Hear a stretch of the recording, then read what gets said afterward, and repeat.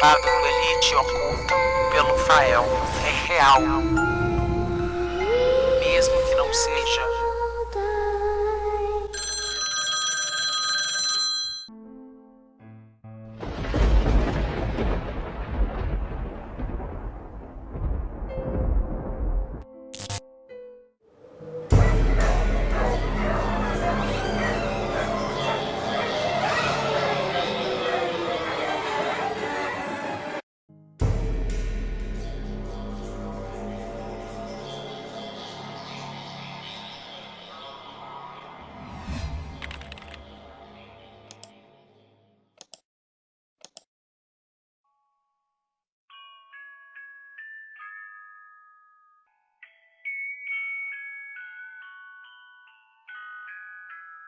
Existem locais em nosso mundo que abrigam portais que permitem o contato do nosso mundo com o além, fazendo com que acontecimentos sinistros ocorram sem que tenham qualquer explicação.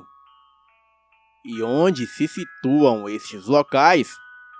Onde menos esperamos. Olá, me chamo André. E desde os 5 anos eu sempre morei na casa da minha avó. E hoje estou com 26. Já estou casado e morando bem longe de lá. E de certa forma, isso me dá um certo alívio. Sempre ouvi a minha avó contar fatos inexplicáveis que de vez em quando ocorriam em sua casa.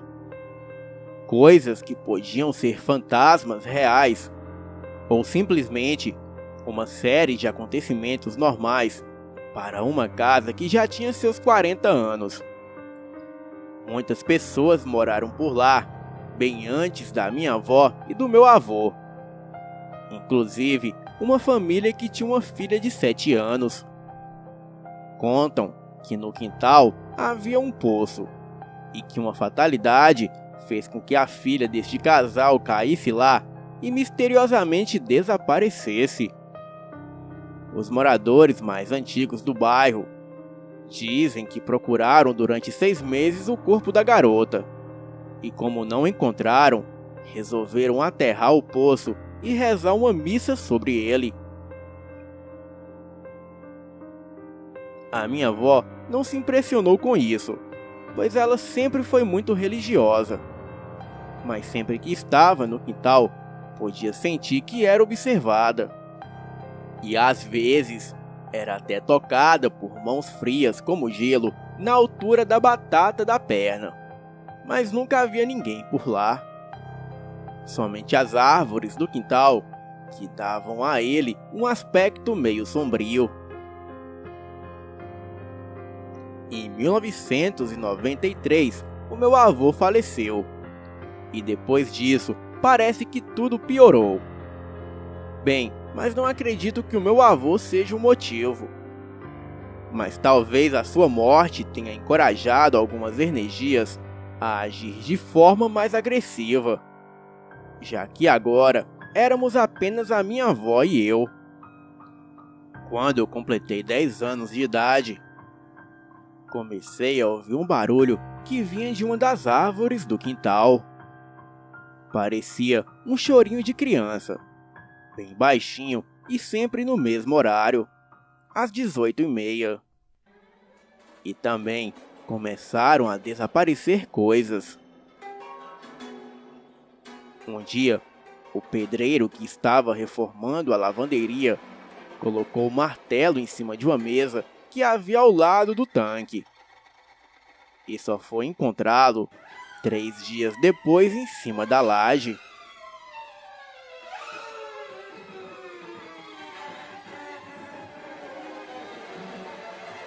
Na sala havia uma grande janela.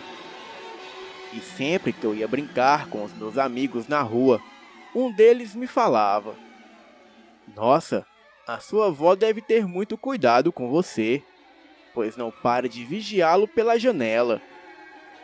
E chegando em casa, eu sempre perguntava à minha avó se ela havia me observado. E ela dizia que não.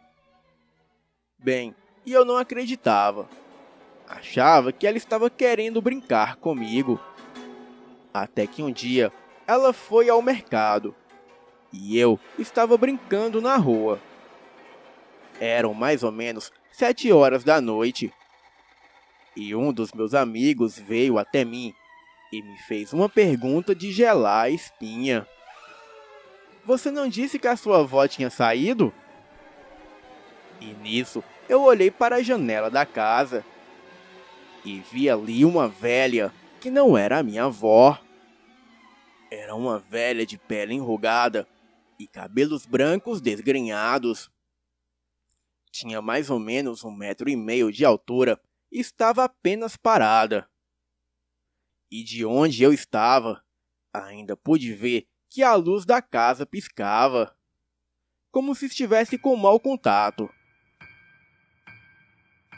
Então eu fiquei apavorado. Sentei-me no passeio da casa ao lado e fiquei lá até a minha avó chegar. Bem, contei tudo a ela, e naquela noite quase não dormimos por causa dos barulhos e vozes pela casa. E desde esse dia, cogitamos uma possível mudança, já que havia muitas casas vagas pelo bairro. Certa noite, decidimos sair para ir a um casamento. Não estávamos muito animados, mas qualquer lugar era melhor do que aquela casa. E quando voltamos, 2 de nossos vizinhos vieram ao nosso encontro aos berros, dizendo que haviam invadido a nossa casa, pois por várias horas ouviram um bater de portas, gritos de desespero e luzes acendendo e se apagando. Na mesma hora, chamamos a polícia. E logo, 2 policiais chegaram de moto. Cuidadosamente, entraram na casa. Vasculharam cada cômodo e tudo estava perfeitamente como havíamos deixado. E depois disso, fomos passar um tempo na casa de uma tia da minha avó. Ela era bem velhinha e morava no bairro vizinho. Contamos a ela o que acontecia em nossa casa. E acabamos ficando 2 anos por lá.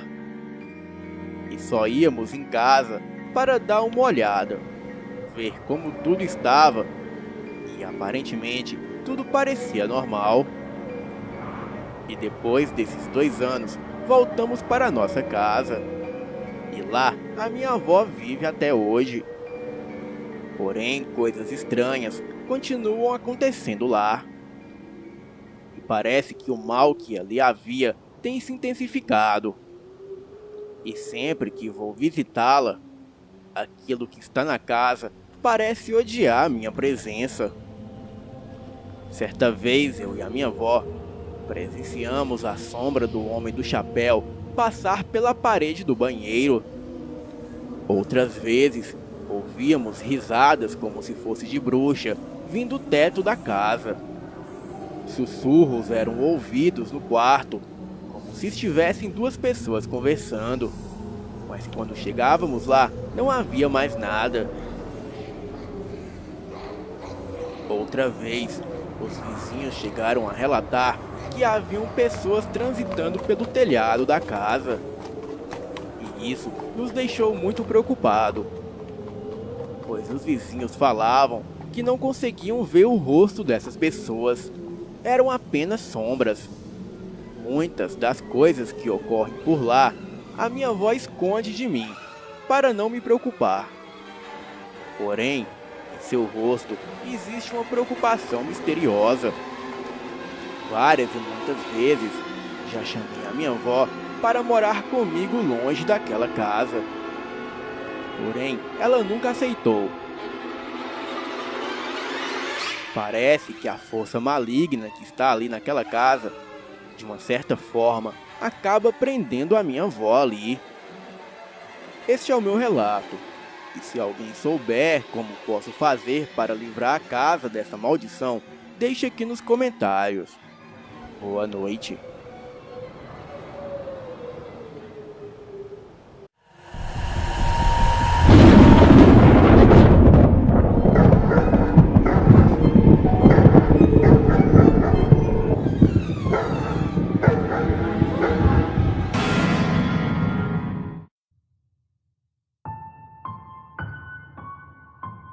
Essa é mais uma história de estradas desertas que escondem mistérios além da compreensão humana.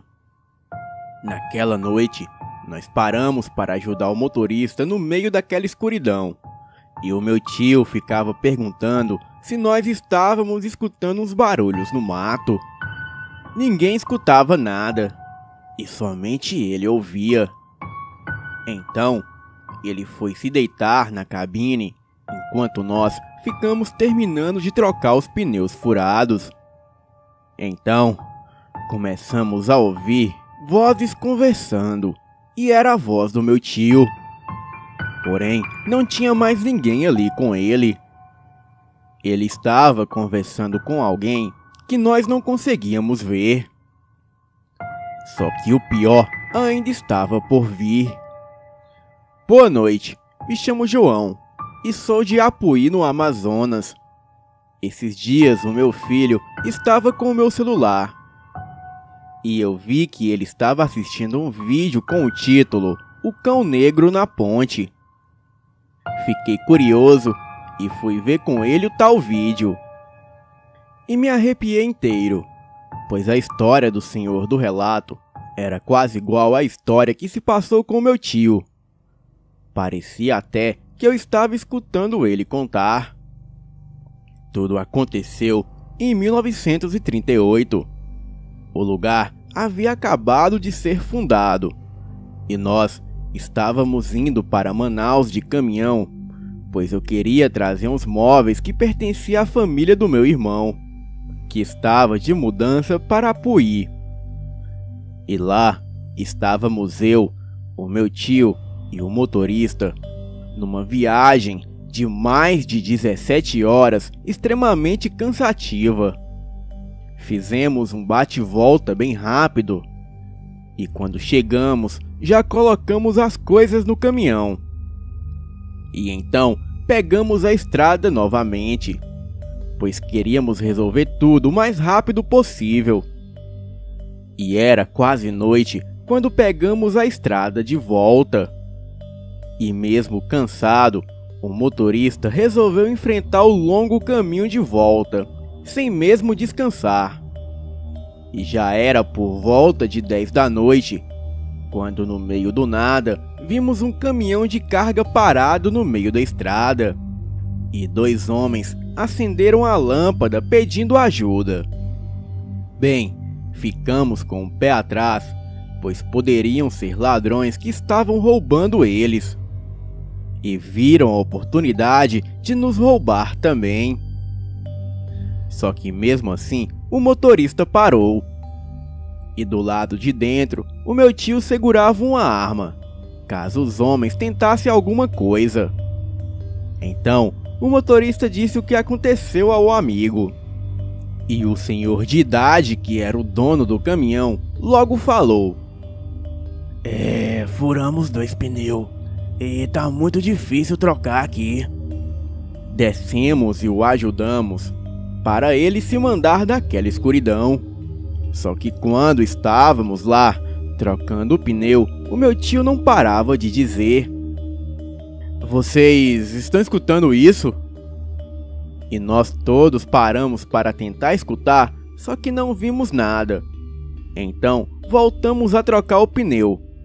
E uns minutos depois, o meu tio disse novamente: "Vocês escutaram agora?" E nós não ouvimos nada. E começamos a rir dele, pois deveria ser o sono. Pois já fazia um tempão que nós não dormíamos. Então, ele levantou e disse que ia para o caminhão e ia dormir um pouco. E nós ficamos terminando o serviço. Só que uns minutos depois, nós conseguimos trocar os 2 pneus. E foi quando escutamos uma voz do outro lado do nosso caminhão, e era a voz do meu tio. Porém, ele estava sozinho, e não havia ninguém ali com ele. Fomos devagar para o lado de trás, bem curiosos para saber o que estava acontecendo. E vi o meu tio em pé do outro lado da estrada, perto do mato, conversando com alguém que não víamos. Me arrepiei inteiro na hora. pois não tinha ninguém lá.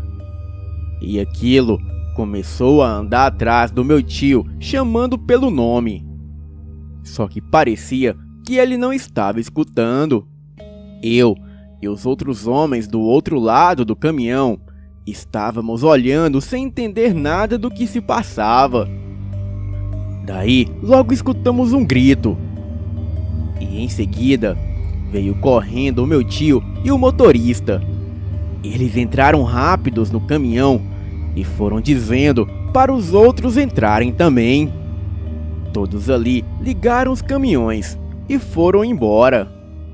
O meu tio dizendo para ir o mais rápido possível. E quando chegamos perto da área mais habitada, o motorista parou o caminhão e saiu para tomar uma junto com o meu tio. Então, o meu tio logo perguntou se ele viu aquilo. E o motorista dizia: eu vi. Antes eu não estava vendo. Porém, um tempo depois eu pude ver. Eu estava sem entender nada, porque os outros dois do caminhão começaram a perguntar o que você estava vendo. Então, finalmente o meu tio falou: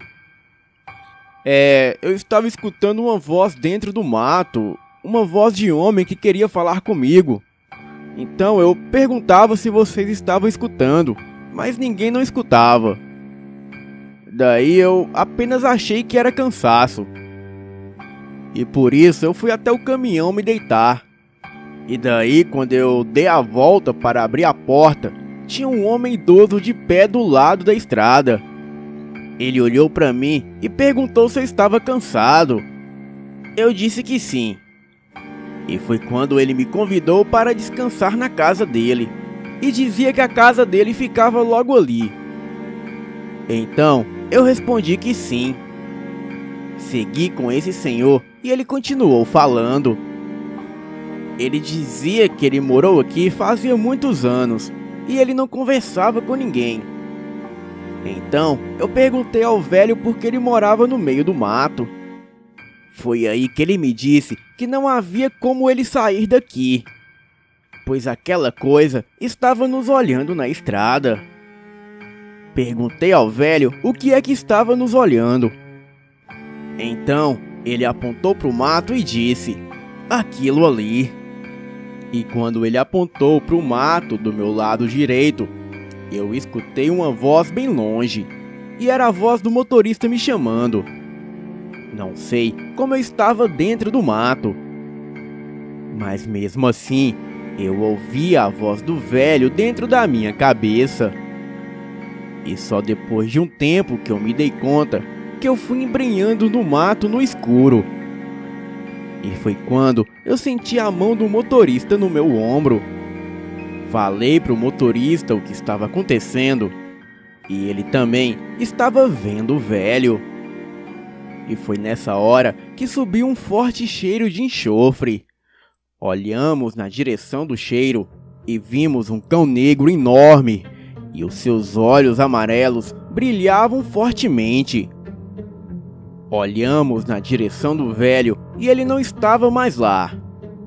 Então, saímos correndo feito loucos daquele mato.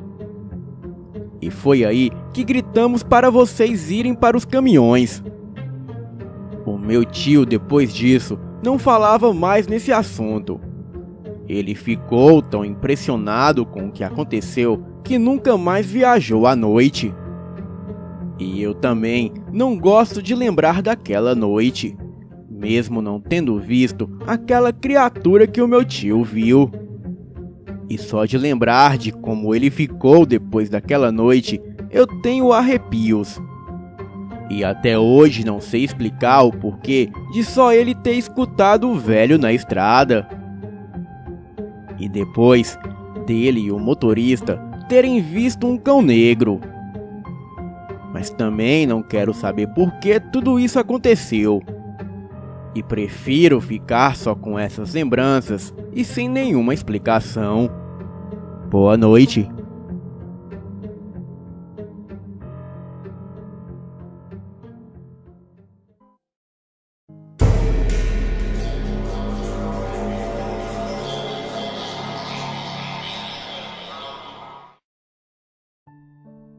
Olá, eu me chamo Vitor.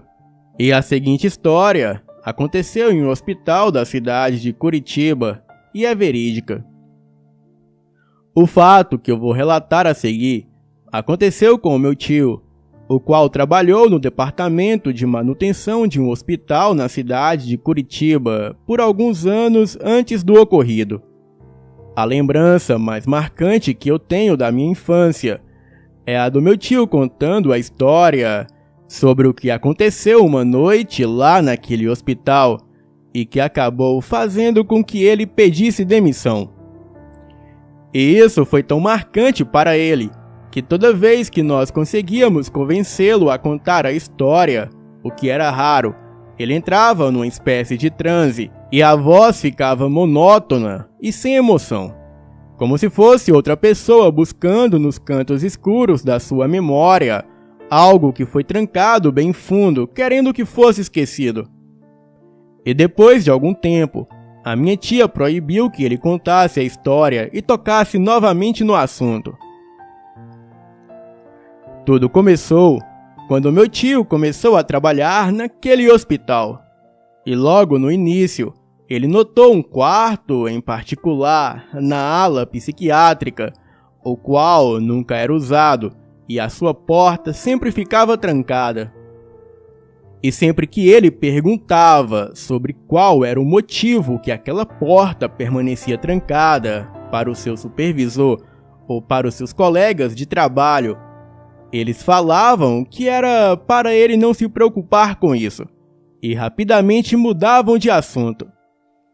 Às vezes, simplesmente ignoravam as perguntas que ele fazia. O tempo foi passando, até que certo dia, tarde da noite, o meu tio estava trocando uma lâmpada do teto do corredor, não muito longe daquele quarto trancado. E depois de ter colocado a lâmpada, ele começou a descer da escada, e de repente, a luz começou a piscar. Em seguida, ele sentiu uma caída brusca na temperatura e um estranho cheiro que tomou conta do corredor inteiro, como se fosse uma névoa invisível. E para pegar uma outra lâmpada nova, ele teria que passar em frente à porta daquele misterioso quarto para chegar na área principal do hospital. Então, ele foi caminhando e aquele fedor piorava bastante.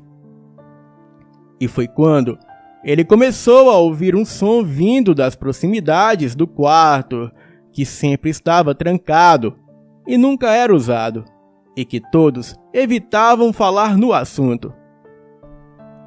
No início, parecia que era alguém cantando, mas então mudou para um estranho e sombrio murmúrio.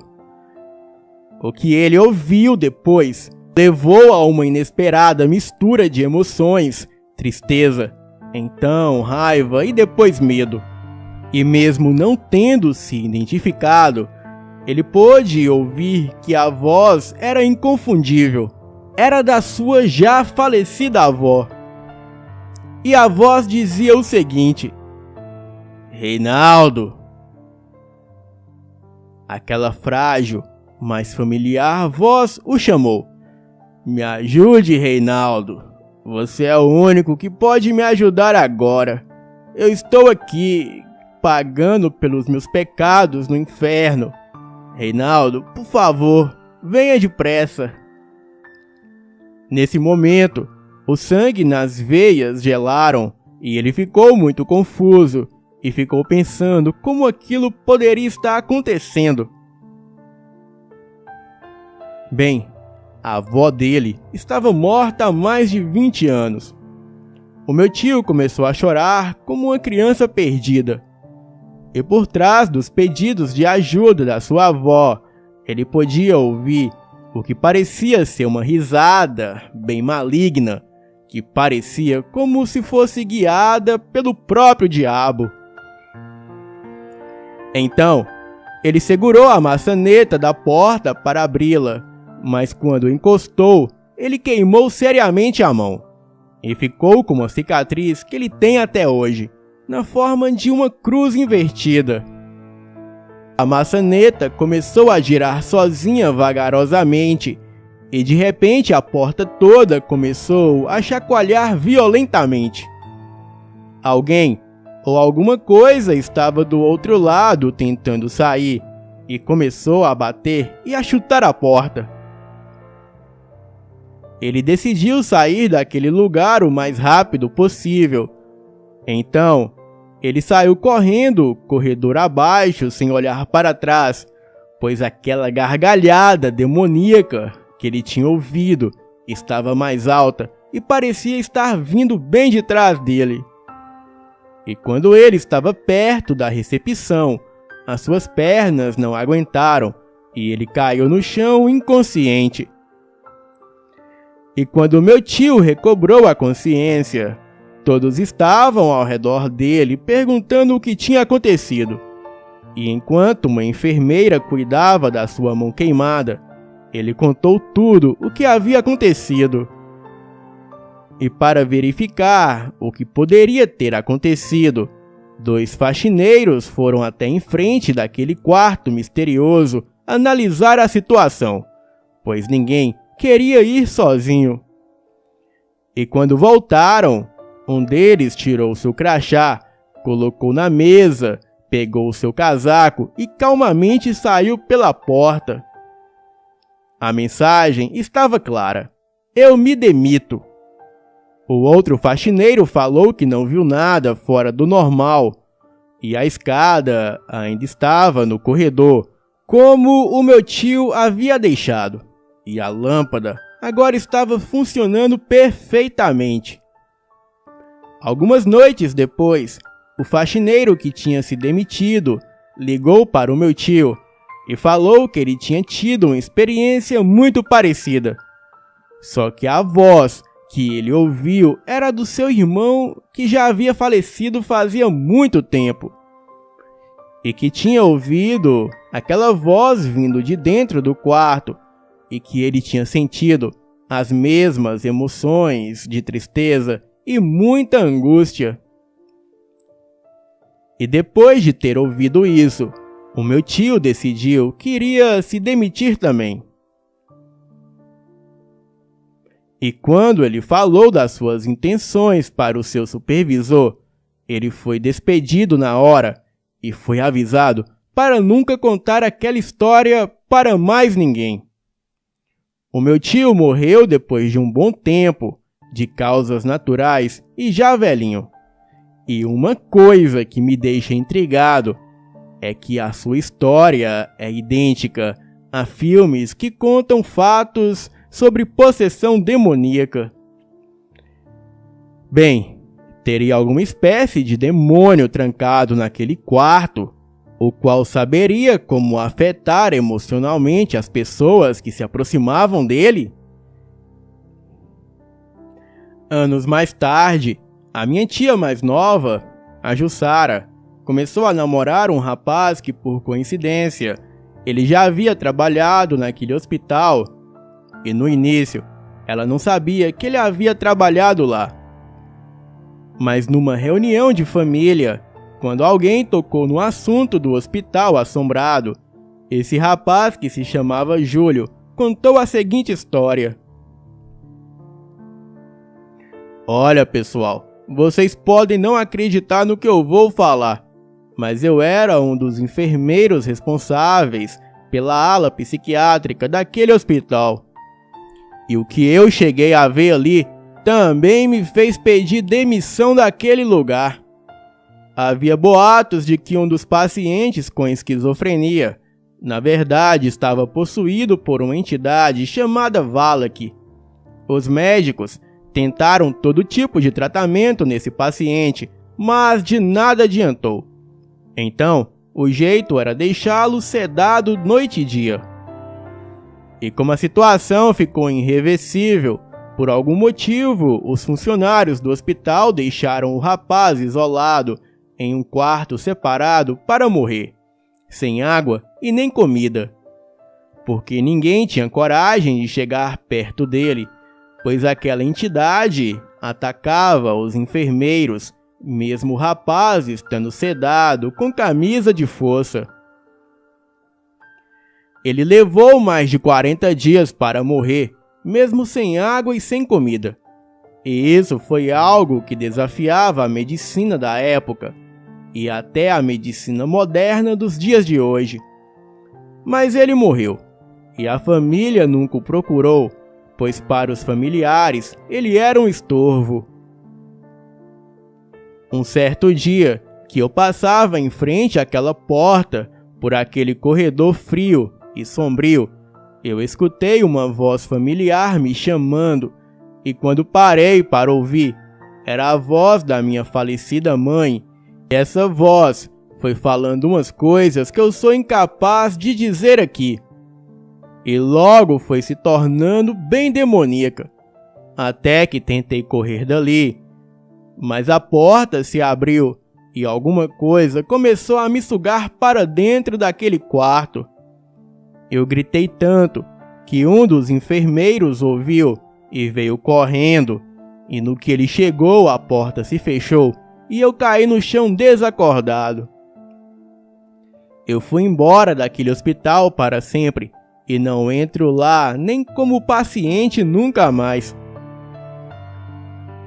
Essa história que o Júlio contava confirma ainda mais a veracidade da história do meu tio. E agora, que entidade é aquela presa naquele quarto do hospital? Acho que nunca vou saber, e acredito que talvez seja até perigoso tocar nesse assunto. Boa noite.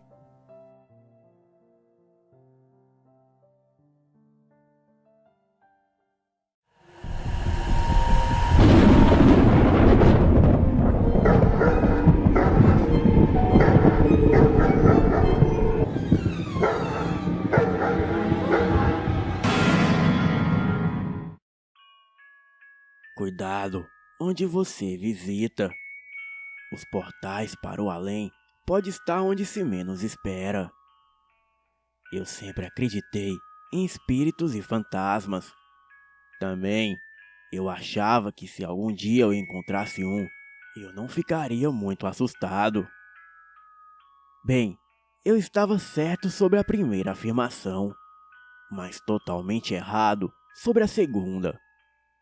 Essa história é um pouco longa, mas cada palavra é verdadeira. No verão de 1996, eu havia acabado o colegial. Era um dia ensolarado, e alguns dos meus amigos e eu decidimos dar umas voltas nas estradas que não são muito usadas. Estradas essas que são quase abandonadas. E as mesmas rodeiam a nossa cidade. Bem, isso era algo normal, já que não se tinha muita coisa para fazer na nossa pequena cidade. Naquele dia, eu estava dirigindo, e os meus amigos Rafael e Jair estavam comigo. Não era incomum para mim esquecer do mundo e apenas dirigir. Eu sempre falei: se você não sabe onde está e não se importa, então não está perdido. Era fácil se perder, pois a maioria das estradas não tinham nem placas. Bem, não que eu me importasse com isso. E depois de mais ou menos 1 hora, nós estávamos bem afastados da cidade, em uma comprida e fina estrada de terra com campos que iam até além da visão dos dois lados. E após alguns minutos na estrada, nós vimos uma casa de fazenda de 2 andares. A casa estava sozinha naquela imensidão toda, a uns 50 metros da estrada. O mato em volta da casa estava alto, e quase que não dava para ver a via da estrada. Eu estava curioso, então dirigi até lá. Bem, o lugar parecia abandonado, e nós não tínhamos nada melhor para fazer. Enquanto eu ia chegando mais perto da casa, dava para perceber melhor os detalhes. A varanda da frente estava quase que intacta, e a porta estava pregada com 2 tábuas para prevenir a entrada de alguém. Apenas algumas das janelas estavam inteiras, e as folhas de madeiras estavam com a tinta branca já toda lascada. O meu amigo Jair falou que a casa parecia ter saído de algum filme de terror, que era meio tétrica. Então, eu sugeri que a gente entrasse para dar uma olhada. Eu me considero um homem corajoso. Cresci como filho de um respeitado oficial do exército e agora condecorado oficial da polícia da cidade. Fui ensinado a não ficar facilmente assustado ou intimidado, e que há uma explicação lógica para tudo. Só que tudo isso estava para ir água abaixo. Levou cerca de uns 10 minutos para convencer os meus amigos a entrarem na casa. Bem, era 4 horas da tarde e o sol ainda brilhava forte. Finalmente, todos nós criamos coragem e fomos em direção da porta de trás. E foi só encostar na porta que ela abriu completamente. Bem, era a casa nos dando as boas-vindas. E foi só quando entramos que eu senti a atmosfera mudar completamente. Parecia que o ar estava mais pesado, mais grosso. E era quase como se o ar pegasse você. A porta de trás abriu para um curto corredor. E o corredor abria para uma cozinha na direita. E na esquerda havia uma porta. Ela estava posicionada de um jeito que você tinha que passar por ela para poder abri-la, pois ela fechava o corredor se fosse aberta. E quando todos nós passamos a porta, eu a abri e tinha um escuro porão atrás dela. Eu pensei que estava terrivelmente frio para um dia tão quente de verão.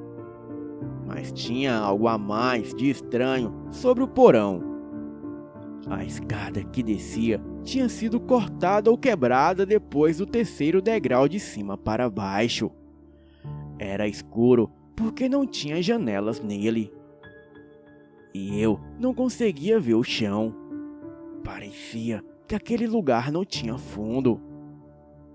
Bem, não dei muita importância para ele na hora. Então, finalmente fechei a porta. Este é um fato importante para ser lembrado. Enquanto passávamos pela cozinha e íamos para a sala de jantar, que depois abria para a esquerda para a sala da frente, nós notamos algo mais de estranho na casa. Estava totalmente imobiliada. Mesas, cadeiras, poltronas, sofá e até um velho piano.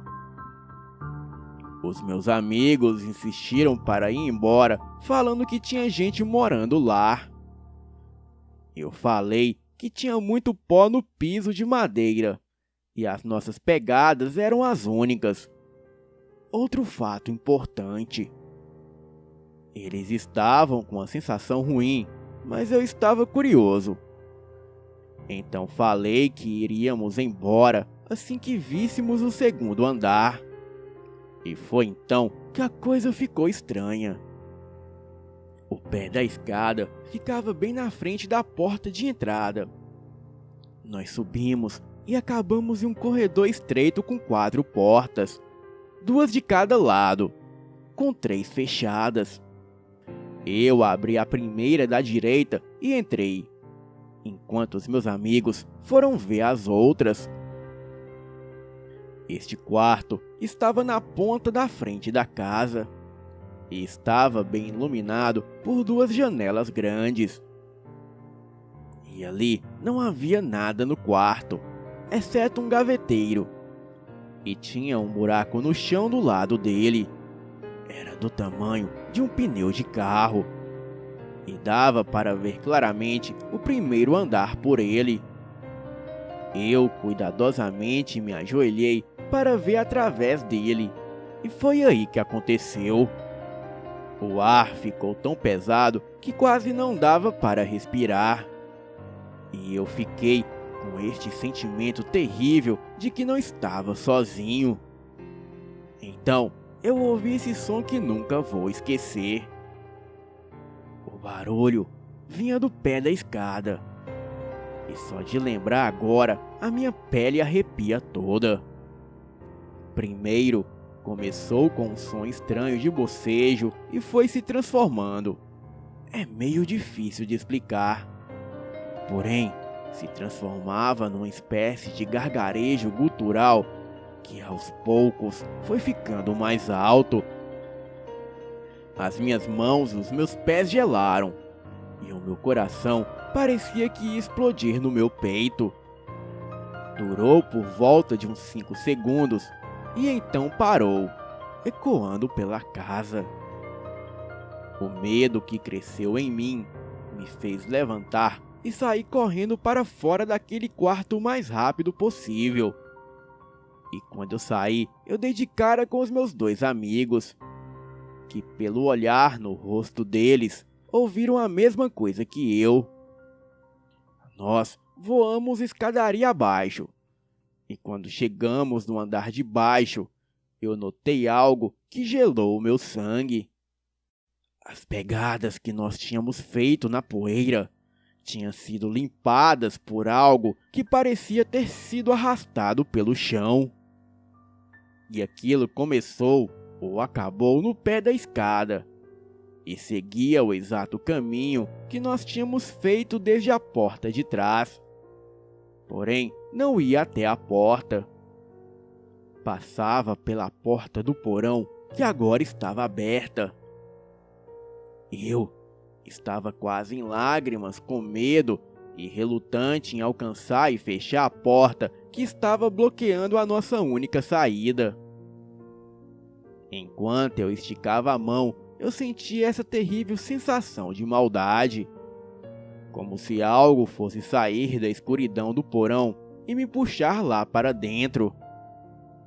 Eu choramingava feito um cachorrinho assustado, enquanto fechava a maldita porta do porão e saí correndo pela porta de trás da casa. Eu nunca parei para ver se os meus amigos estavam atrás de mim, e tudo o que eu podia pensar era que o meu carro não ia pegar, como nos filmes de terror. Porém, ele pegou de primeira. E assim que eu engatei a marcha e os meus amigos pularam dentro dele, eu voei de lá como se as nossas vidas dependessem disso. E até onde eu saiba, as nossas vidas dependiam disso. Demorou um pouco até acharmos o caminho de volta à cidade. E durante toda a viagem, não mais que 5 palavras saiu da boca de ninguém. Nós raramente falamos sobre isso. Eu contei para algumas pessoas aqui e ali ao passar dos anos, e ninguém realmente acredita em mim. Alguns amigos tentaram me fazer levá-los para o lugar e mostrar a casa. Mas eu acho que eu não poderia encontrar a casa de novo, mesmo se eu quisesse. Bem, não que eu queira encontrar a casa, pois eu nem penso nisso. Boa noite.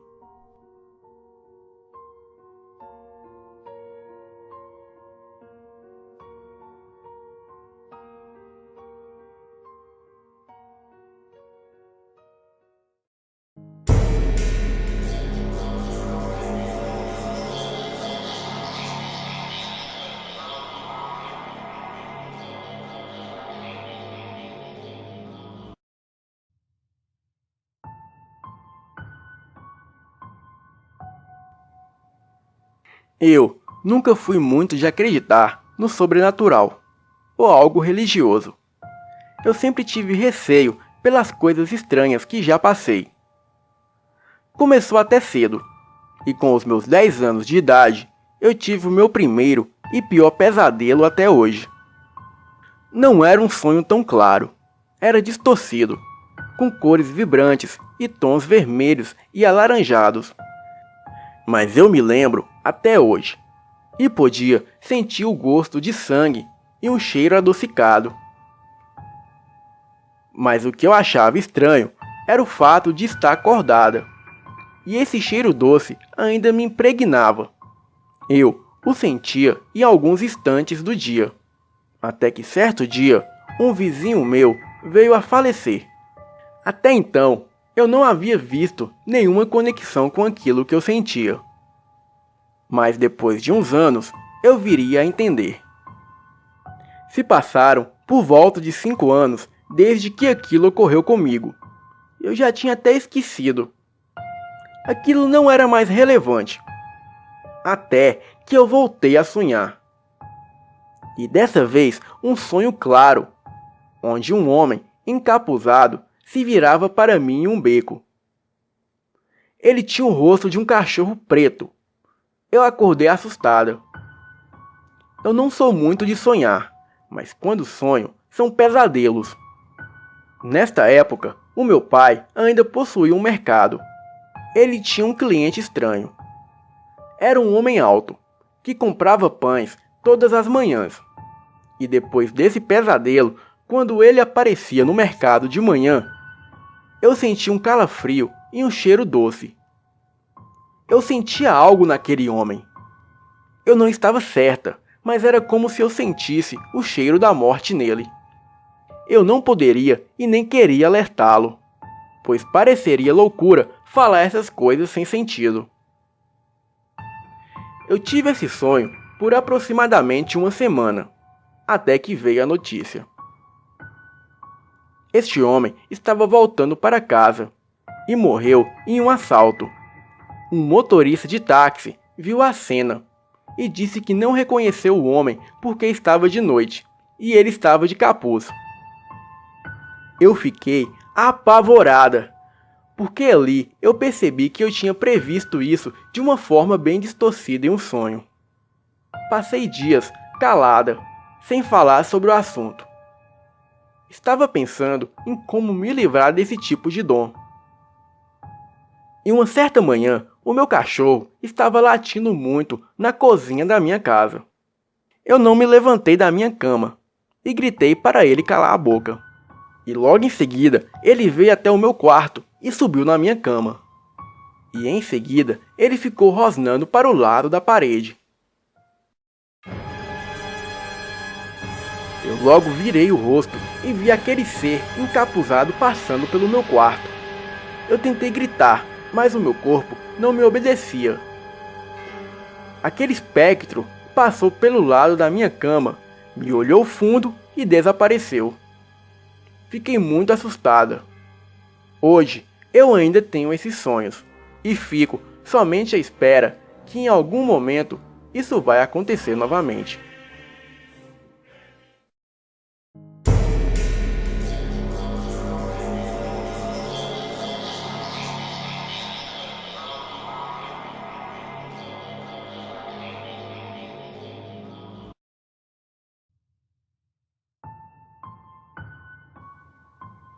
Eu tinha 17 anos e estudava a 4 quilômetros de onde eu morava. Eu chegava da aula sempre depois das 11. A nossa casa era no meio de uns pinheiros antigos e alguns pés de frutas. Não havia luz e a nossa pequena família dormia cedo. A luz era de lampião e as portas e janelas eram de madeira e eram trancadas com tramelas. O meu pai viajava muito trabalhando e ficava apenas eu e a minha mãe, naquela casa, no meio do nada. Isso aconteceu em uma noite normal, como todas as outras. Nada de especial. Não era sexta-feira e nem quaresma. Era uma noite iluminada e clara pelo luar. E a minha mãe me esperava sentada na cozinha. Um fogão a lenha ainda mantinha aceso a janta aquecida. Era legal chegar em casa e poder conversar com a minha mãe. Entrei e coloquei a minha mochila na mesa da copa. Fui para a cozinha e beijei a minha mãe. Foi aí quando tudo começou. A única porta da casa que dava acesso à sala se abriu rangendo. A minha mãe me pediu para trancá-la. E assim eu fiz. Mas quando fechei a porta, a janela da cozinha onde a minha mãe estava logo se abriu, num estrondo batendo na parede. Eu logo fui ver assustado, pensando que havia caído algo na cozinha. E foi quando a minha mãe fechava a janela, passando a tramela. E logo em seguida, a janela do quarto da minha mãe se abriu violentamente. Eu corri para o quarto e a fechei no mesmo instante. E acreditem, a porta da sala, que eu já havia fechado, se abriu com muita violência. Eu corri para fora de casa, seguido pela minha mãe. Eu procurava por alguém que estivesse fazendo isso. A minha mãe me propôs que eu circundasse a casa por um lado, enquanto ela ia pelo outro. E logo nos encontraríamos nos fundos. Eu fui pelo lado onde havia o clarão da lua, pois o medo que eu sentia me congelava a espinha e arrepios deixavam o meu cabelo em pé. E assim fizemos. Eu estava na metade do caminho, e quando ouvi a minha mãe gritar, perto do tanque de lavar roupas.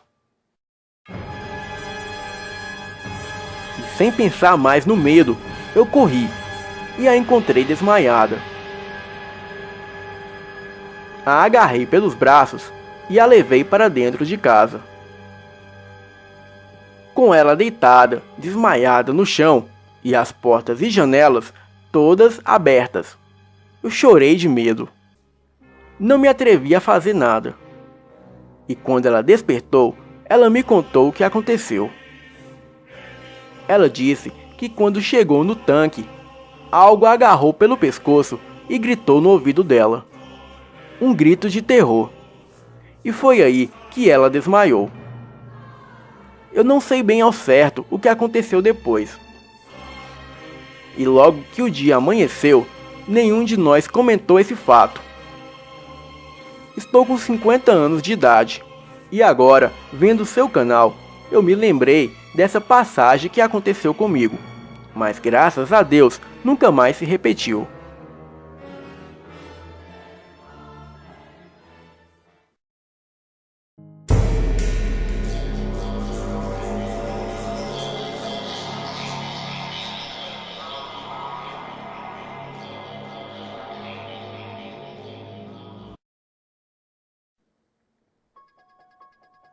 A história que vou contar aconteceu com um amigo meu. Bem, vamos ao relato.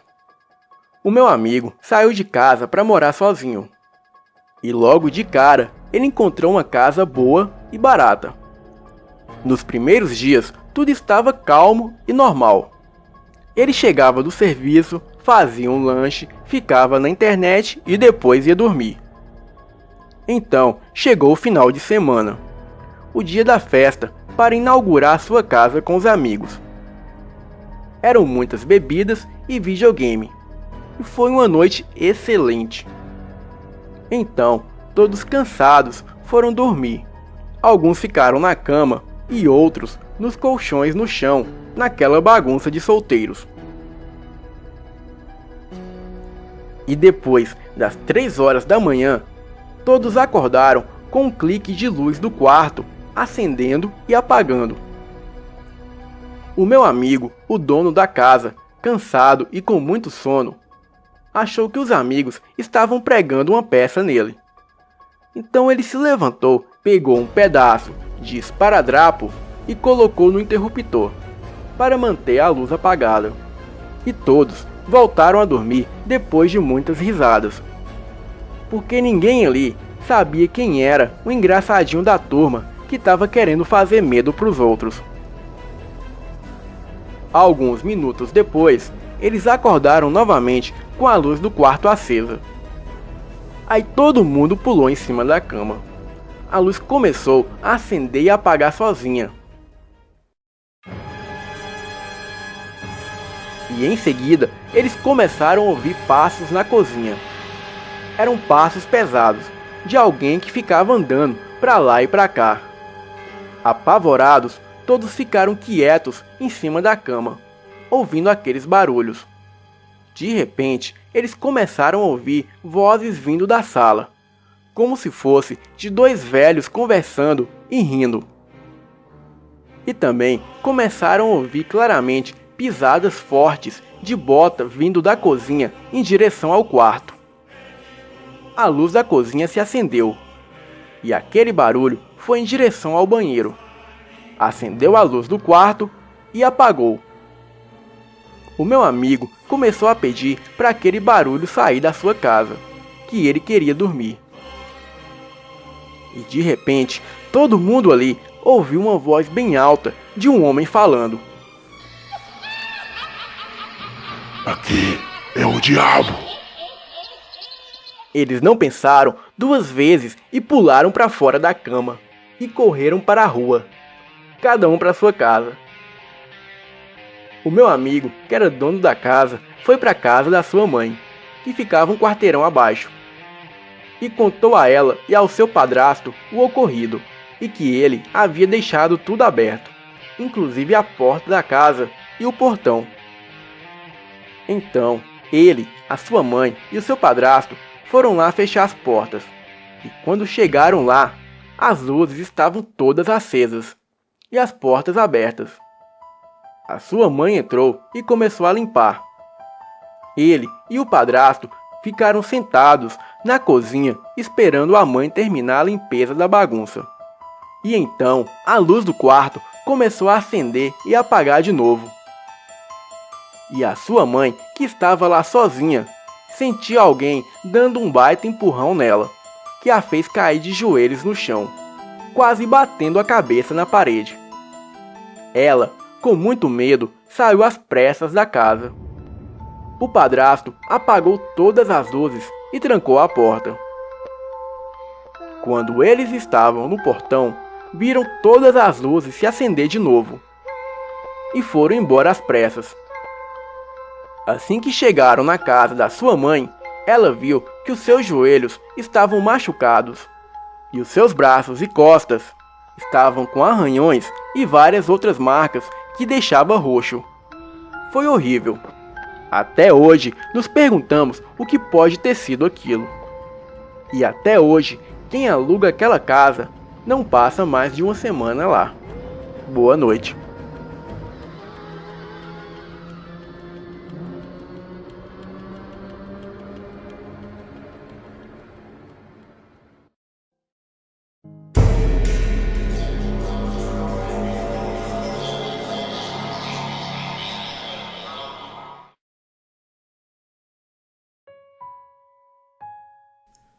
Olá, Fael.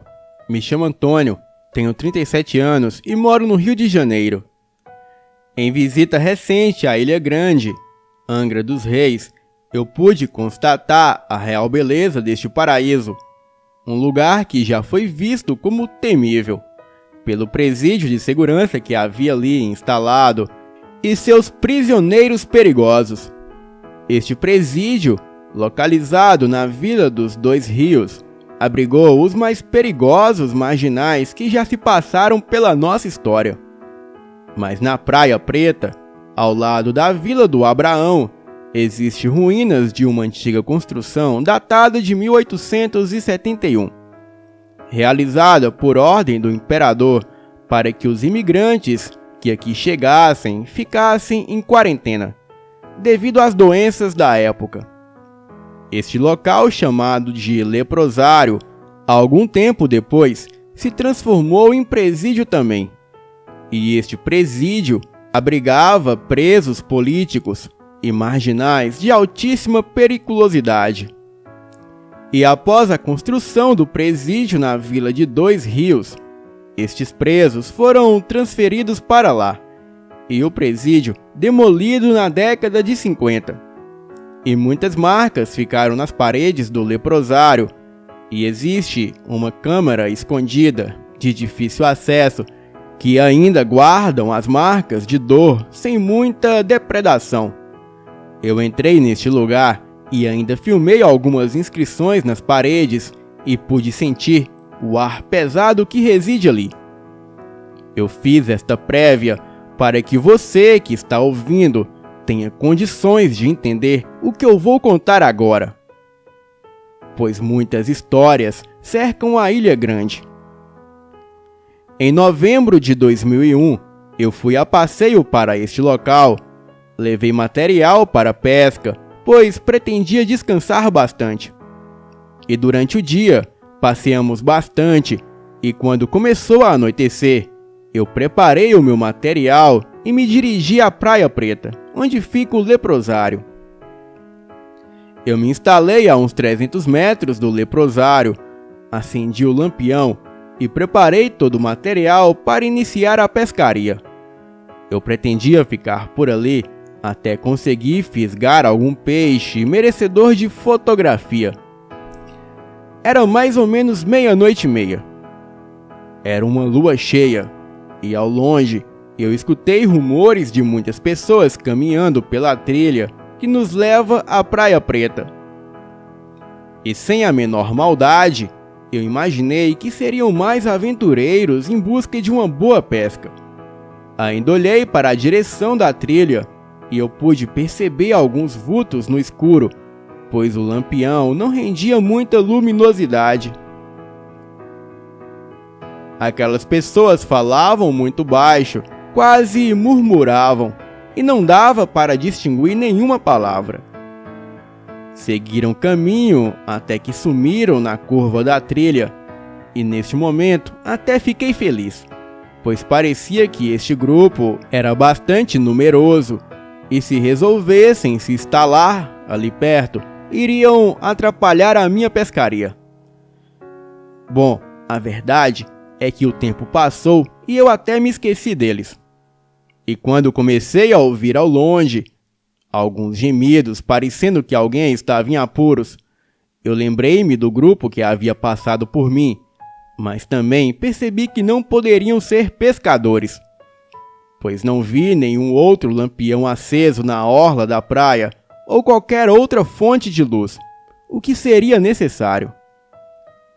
Eu fiquei intrigado com aquilo e resolvi apurar mais a minha audição. Os gemidos vinham da direção do antigo leprosário. Instantaneamente, eu acreditei que pudessem ser viciados ou um grupo de campistas. Mas apurando também a visão, eu pude perceber que alguns vultos, acredito que 5, andavam de um lado para o outro, se abaixavam e levantavam. E aquilo começou a me intrigar. Resolvi pagar para ver. E com isso, peguei a minha faca de pesca e o lampião e me dirigi na direção de onde partiam as visões e murmúrios. Comecei a sentir medo durante o meu progresso, porém, estava bastante curioso para saber o que estava acontecendo. E conforme eu me aproximava, os murmúrios ficavam mais audíveis. Porém, eu não conseguia ver mais nenhum vulto. Imaginei 1 milhão de coisas naquele momento, e cheguei a 10 metros das ruínas do leprosário, e pela areia da praia, um riacho vindo da cachoeira desaguava no mar. Era uma água muito gelada e eu atravessei rapidamente. Os murmúrios já haviam se transformado em gritos de dor, palavrões e pedidos de socorro. Algo horrível de se ouvir, ainda mais sozinho no escuro. Não conseguia mais me mover, e quando pude ver um homem branco, alto, com os cabelos desarrumados, barbudo e maltrapilho se aproximar na minha direção. Ele parou a uma distância de uns 3 metros. O lampião iluminou bem a sua fisionomia maltrapilha e suja, olhar perdido e arregalado. Ele fixou o olhar em mim e disse o seguinte: "Você pode me ajudar a sair daqui?" E eu, atônito, apenas respondi: "Como?" E em seguida, o homem gritou um palavrão bem alto, virou-se de costa e se dirigiu ao leprosário. juntando-se a um grupo de outros vultos que andavam sem rumo. Imediatamente eu tentei me mexer e as minhas pernas trêmulas articularam os passos. E de costas eu fui me afastando, e quando estava a uma boa distância, eu virei-me e corri com a faca e o lampião nas mãos. Deixei todo o material de pesca onde eu havia instalado. Segui direto para a casa que eu havia alugado. Eu entrei desesperado e aterrorizado com o que acabara de acontecer. Não consegui dormir naquela noite e também não contei nada para os meus familiares que estavam comigo. No outro dia, eu saí cedo e fui buscar o material de pesca e arrisquei uma olhada rápida no leprosário, onde mais tarde, buscando informações, eu descobri uma série de outros acontecimentos que trarei para o canal em outra ocasião. Obrigado, Fael, pelo espaço e desejo a todos do Elite Oculta uma boa noite.